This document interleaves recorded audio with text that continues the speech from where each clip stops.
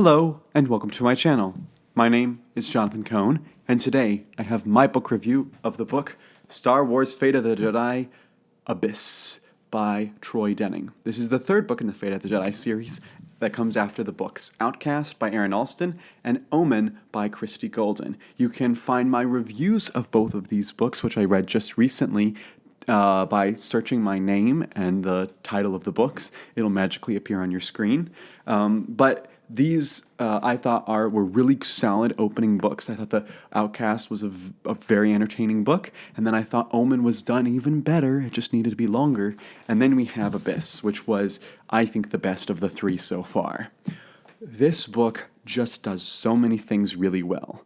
The political stuff in this book, I think, is particularly great. We have the political situation of Dala trying to undermine the Jedi and really find ways to legally and through public perception and through other things get rid of the Jedi or make them irrelevant or make them come under her power or thumb or whatever. And then you have the Jedi who are trying to resist her. And you see that happening and constantly. Every time in the previous books that the Jedi do something, it is bad, they get smacked down. This is the first time the Jedi strike back, not in like hurting people, but in like doing something to change the public perception or change the way that the law works. And it was actually really fascinating.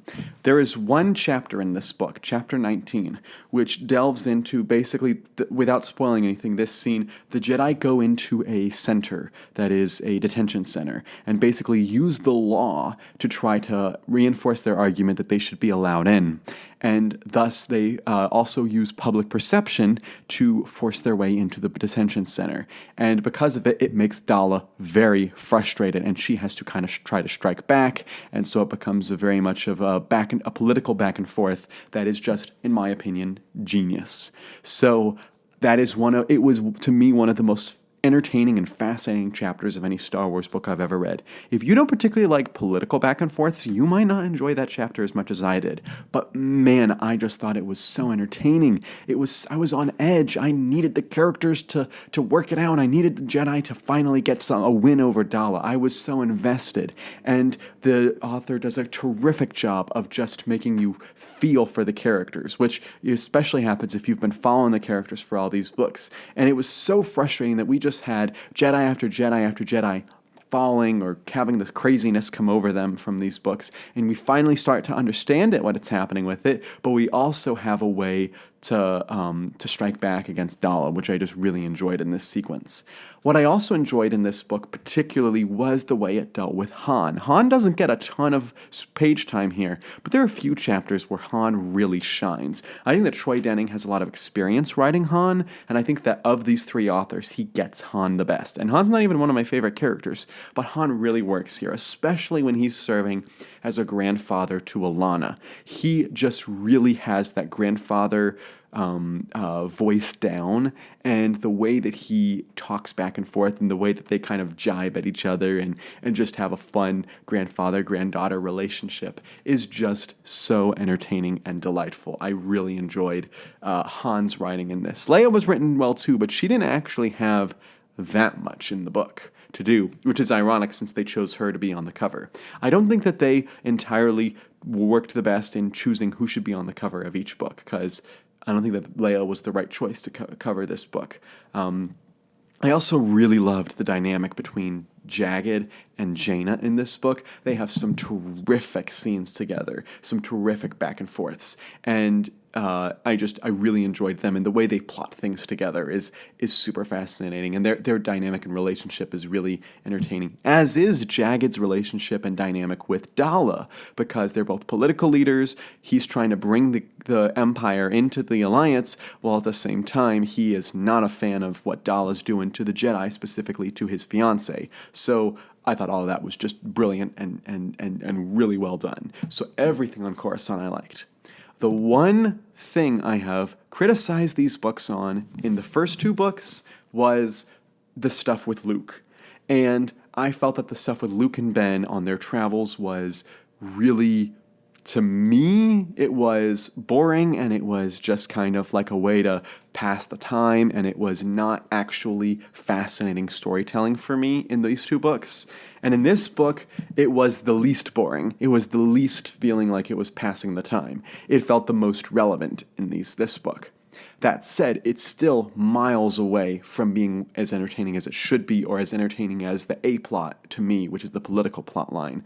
But this is where this book starts to get really interesting. If you know where the series is going, you know that we met the Lost Tribe of the Sith in the second book, and we had them feeling the presence of an other Force user and the Maw. And Luke and Ben at the same time started feeling the presence, and also their travels led them to the Maw. And so they spend the book in the Maw, and so of course they encounter what that presence is, which is just a really interesting way that they develop that presence. But they also have dealings slightly with the Lost Tribe of the Sith, and with some previous characters from the Expanded Universe and Legends line. I don't want to delve into that because that would be spoilers of who it was. If you know what in I'll say in the Waters sequence. If you know the book, you know the Waters sequence. That was really good. That was the best Luke and Ben storyline we've had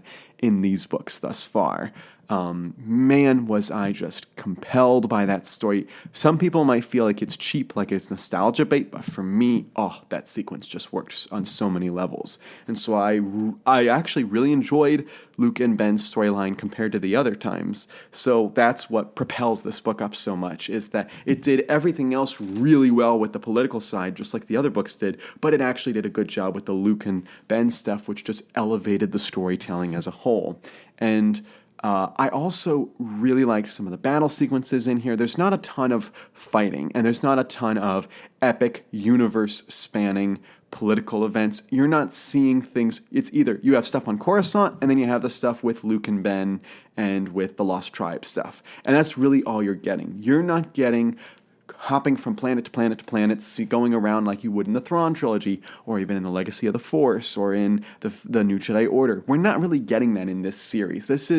It's political, and so it's dealing with events that will affect the galaxy and affect the whole New Jedi Order, but at the same time, it is kind of self-contained in the scope of you're only on really 2 planets at a time, and you're really only following a handful of storylines that are much more intricately connected. I think that the authors here are doing a great job of making sure that everything feels perfectly connected.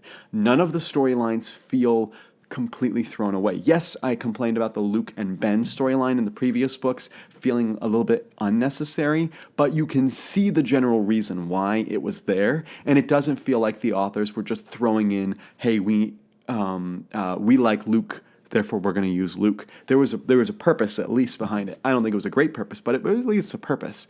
With the Legacy of the Force series, it felt like the reins of the storytelling would just shift dramatically between author to author, because Alston had the A plot he wanted to deal with, and then you had Karen Traviss, who just wanted to deal with the Mandalorian subplot, and then you had Troy Denning, who just wanted to deal with the Young Jedi Knights characters, and so he really wanted to focus on that in his storyline. It just felt like the reins kept being pulled from one group to another, and I think it works really well here that they seem to have gotten all on the same page. And certainly the Lost Tribe of the Sith was discussed more in Christy Golden's thing, but it flows into here really well, which is why I think it works so well.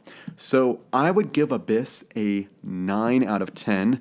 Best book in this series thus far, although I hope that the other books are just as amazing, if not more amazing, because then, boy, will this series be up there for me. But I really loved reading this book. I am excited. I will plan to read 2 books a month until the end of the year, so the videos for the last couple books will come out in January, but I'm very excited to continue reading the Fate of the Jedi series. So if you've read Abyss, let me know your thoughts in the book in the comments section down below.